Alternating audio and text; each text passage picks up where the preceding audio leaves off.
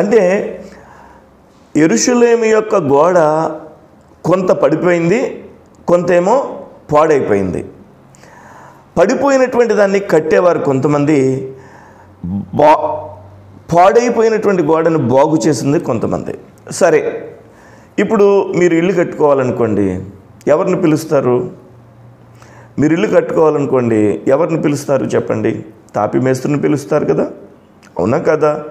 లేదా సివిల్ ఇంజనీర్ని పిలుస్తారు. కానీ ఇక్కడ ఔషధ జ్ఞాని గోడ కట్టేటువంటి, గోడను బాగు చేసేటువంటి పనిలో ఉన్నాడు. నాకు ఆశ్చర్యం వేసింది. అసలు ఈయనల్ని అక్కడ ఏం చేస్తాడు? Praise the lord.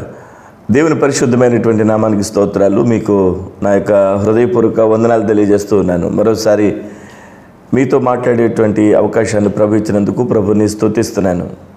హనన్య అనేటువంటి ఒక వీడియో మీ ముందు ఇప్పటికే ఉంచాను, పార్ట్ 1గా.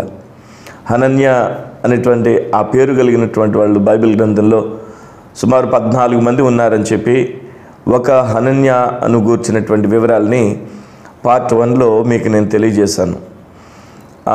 హనన్య ఏ విధంగా యెరూషలేము పట్టణం మీద, ఆ కోట మీద అధికారిగా ఉన్నాడో, తనకు తాను మరి ఏ విధంగా నమ్మదగిన వాడిగా ప్రభు ముందు ఉన్నాడో, భయభక్తులు కలిగిన వాడిగా దేవుని ముందు ఎలా ఉన్నాడో, ఆ విషయాలన్నీ ఆ వీడియోలో చెప్పాను.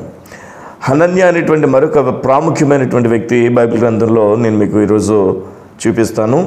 ఈయన కూడా చాలా ప్రాముఖ్యమైనటువంటి వ్యక్తి, కానీ బైబిల్లో చాలా చాలా చాలా తక్కువగా వ్రాయబడింది ఇతని గురించి.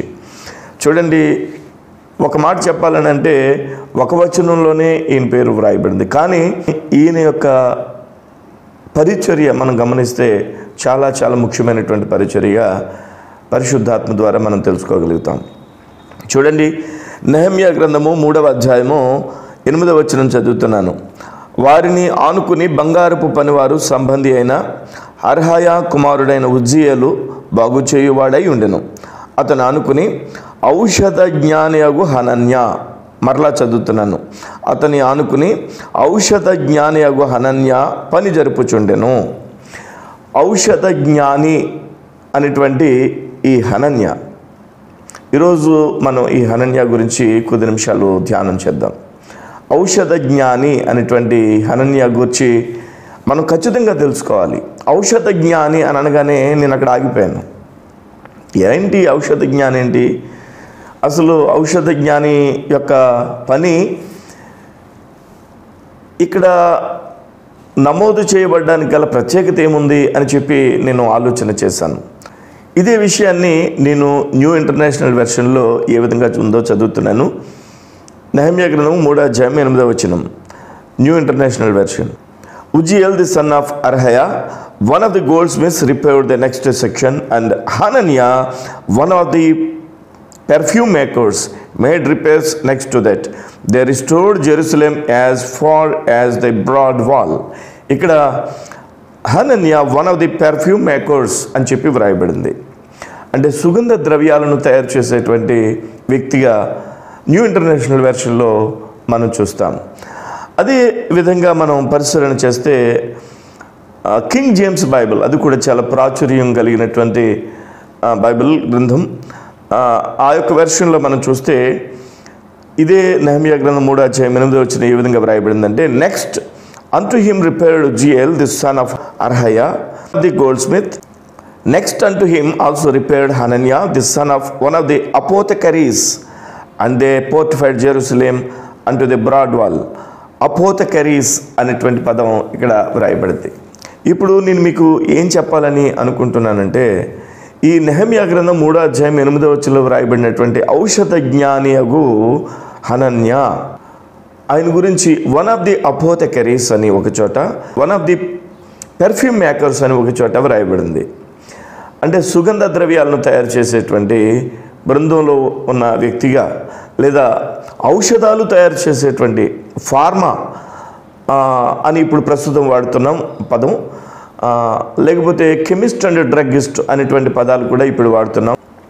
ఔషధ జ్ఞాని లేదంటే అపోథెకరీస్ అనేటువంటి పదాలు బైబిల్లో వ్రాయబడ్డాయి. ఇప్పుడు ఇంతకీ నేను చెప్పేది, ఇక్కడ వ్రాయబడినటువంటి సందర్భం ఏంటి?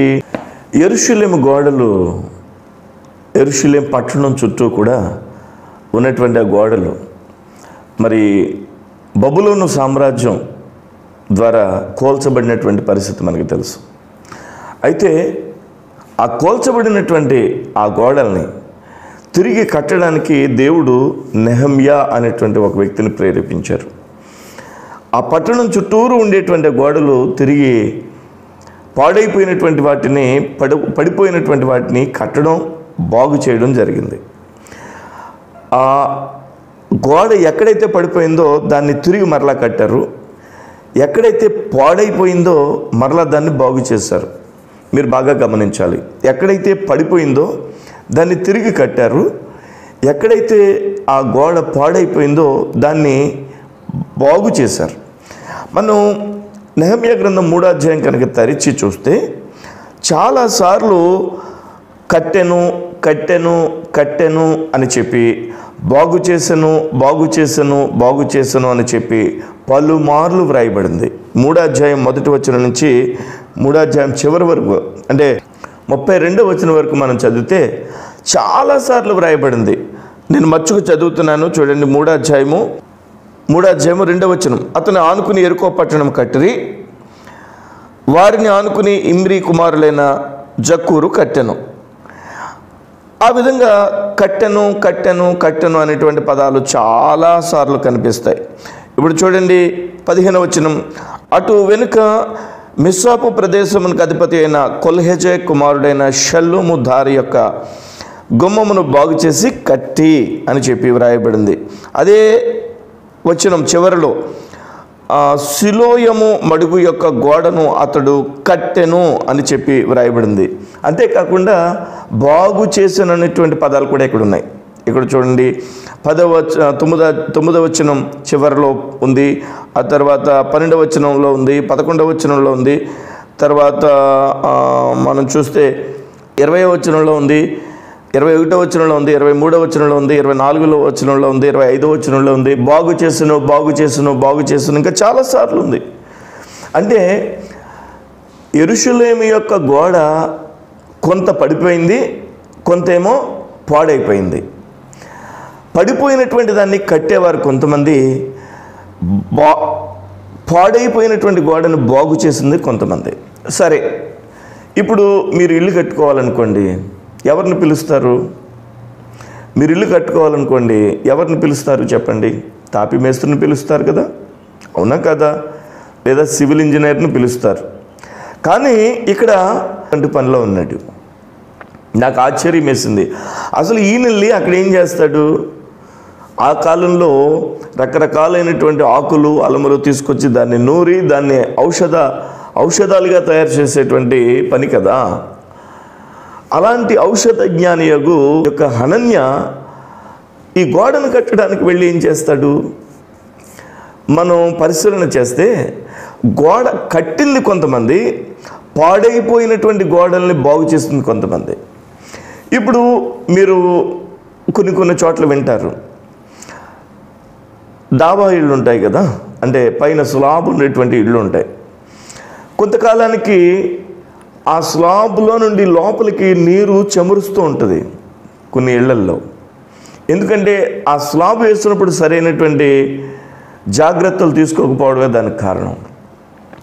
నీళ్లు చెమరుస్తూ ఉంటుంది. ఆ తర్వాత కొంతమంది ఏం చేస్తారంటే దానిపైన మరొక బిల్డింగ్ కట్టడము, లేదంటే ఏదో చేస్తారు. ఈ రోజుల్లో టెక్నాలజీ పెరిగిపోయింది అని చెప్పి ఒక గమ్ వస్తోంది. ఆ గమ్ని ఏం చేస్తున్నారంటే ఆ స్లాబ్ పైన అప్లై చేస్తున్నారు. అప్పుడు లీకేజ్ ఆగిపోతుంది. స్లాబ్కే కాదు, గోడలకు కూడా, ఇంటి గోడలకు కూడా లీకేజ్ వస్తున్నప్పుడు ఆ గమ్ని వాడతారు. నేను అసలు ఏమై ఉంటుందా ఆ గమ్ము అని చెప్పి చూశాను. చూస్తే నాకు ఆశ్చర్యం అయిపోయింది, చాలా ఆశ్చర్యమైంది. నేను రకరకాల వెబ్సైట్స్ అవి పరిశీలన చేశాను. ఇంకా చాలా రకాలైనటువంటి బుక్స్ నేను రెఫర్ చేశాను. ఈ రోజుల్లో ఎక్కువగా ఎలిఫెంట్ షీల్డ్ లిక్విడ్ రబ్బర్ అని చెప్పి అలాంటి బ్రాండ్ నేమ్స్తో చాలా గమ్స్ వస్తున్నాయి. ఈ తాపీ మేస్త్రులు లేదంటే ఈ యొక్క సివిల్ ఇంజనీర్స్ వాటిని ఏం చేస్తున్నారంటే ఉపయోగిస్తున్నారు. లీక్ అయిపోయేటువంటి, అంటే పడిపోలేదు అవి, ఇంటి గోడలు కానీ లేదంటే స్లాబ్ కానీ ప్రహరీ గోడలు కానీ పడిపోలేదు. దాన్ని బాగు చేయడానికి ఈ యొక్క ఎలిఫెంట్ షీల్డ్ లిక్విడ్ రబ్బర్ లాంటి మెటీరియల్ని వాడుతూ ఉన్నారు. అసలు ఇది ఎవరు తయారు చేస్తారు, ఎలా తయారు చేస్తారు అని చెప్పి నేను తెలుసుకోవడానికి ప్రయత్నం చేశాను. అక్కడ కాంపోనెంట్స్ ఏంటి అని పరిశీలన చేస్తే our polyurethane coating have 2 components, resin and an activator, which are mixed together. When mixed, the 2 parts react together to form our coating just prior to application. 2 రకాలైనటువంటి పదార్థాలు ఉంటాయి. ఈ రెండింటిని కలిపి మీరు అప్లై చేస్తే ఇది పనిచేస్తుంది అని చెప్పి అక్కడ ఆ కంపెనీ వాళ్ళు రాశారు. అంతేకాదు అసలు దీంట్లో ఏ మెటీరియల్ ఉంటుంది, అసలు దేంతో తయారు చేస్తారనేది పరిశీలన చేస్తే our PIV Premier is a special damp tolerant polyurethane, మరలా చదువుతున్నాను, పాలీయురెథేన్ Premier, which seals the concrete prior to application of the main coat. It allows for application even in high humidity environments such as coastal or rain laden areas. అంటే ఎక్కడైతే చిమురుస్తుందో, ఎక్కడైతే leakage అయిపోతుందో, ఎక్కడైతే పాడైపోయిందో ఆ చోట్ల ఈ కెమికల్స్ని వాడతారు. ఈ పాలీయురిథేన్ అనేటువంటి కెమికల్, రెజిన్, ఇంకా యాక్టివేటర్, బాండింగ్ సబ్స్టెన్స్, ఇవన్నీ కూడా అక్కడ వాడుతూ ఉంటారు. ఇప్పుడు మనం పరిశీలన చేస్తే ఇవన్నీ కూడా కెమికల్స్, ఇవన్నీ కూడా కెమికల్స్ అంటే ఒక కెమిస్ట్, డ్రగ్గిస్ట్ తయారు చేసేటువంటి ఔషధాలు అన్నమాట.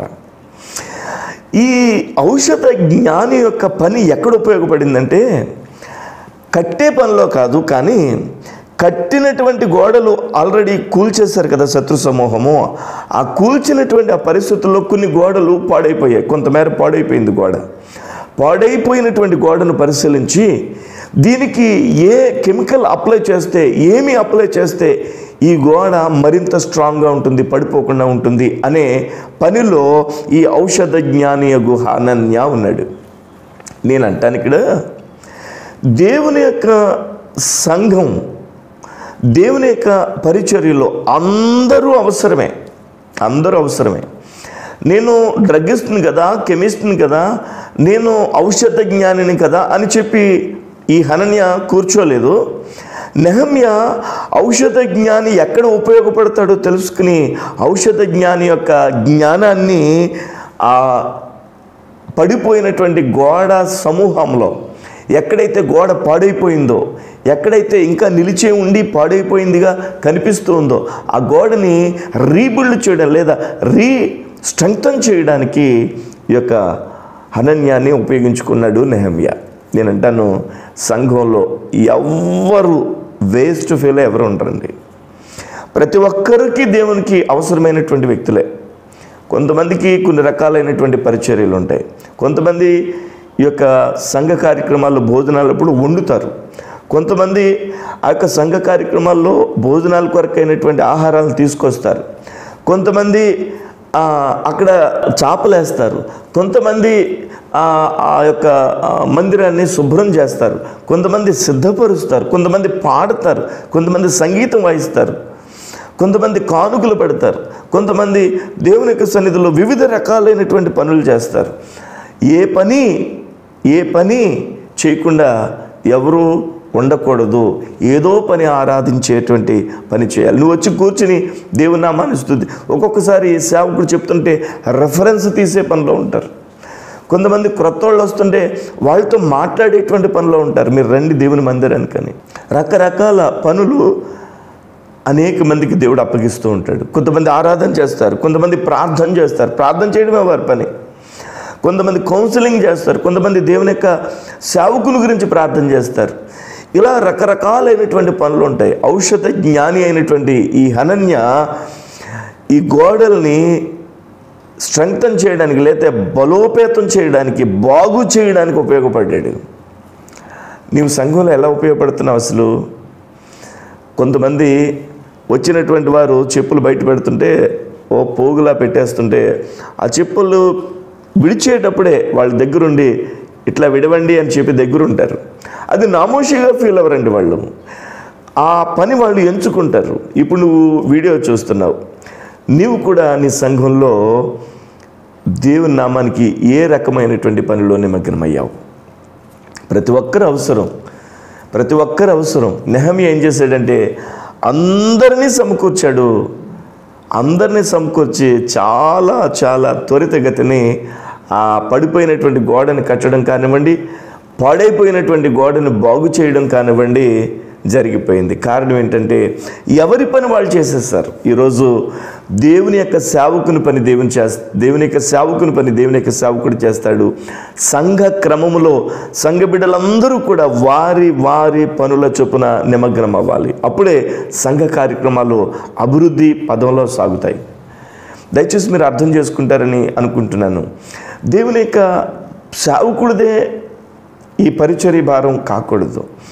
దేవుని యొక్క సేవకుడు పని చేస్తాడు, పని చేయాలి, వాక్యం అందించాలి, ప్రార్థన చేయాలి, పరిచర్య చేయాలి, భారం కలిగి ఉండాలి, నమ్మకంగా ఉండాలి, ఇవన్నీ ఓకే.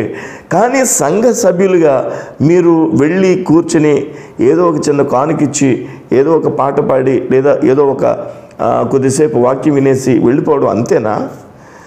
ప్రతి ఒక్కరూ దేవుని యొక్క సంఘ కార్యక్రమాల్లో నిమగ్నం అవ్వాలి కదా. ఔషధ జ్ఞానయగు ఈ హనన్య, ఈ డాక్టర్ లేదంటే ఈ డ్రగ్గిస్ట్ అండ్ కెమిస్ట్ లేదంటే ఈ ఫార్మసిస్ట్ వెళ్ళి గోడ విషయంలో ఏం చేయాలో అది చేశాడు. కాబట్టి నేను ఈరోజు ఔషధ జ్ఞానయుగు హనన్యాన్ని మీకు ఎందుకు గుర్తు చేశానంటే, నువ్వే పనిలో ఉన్నావు?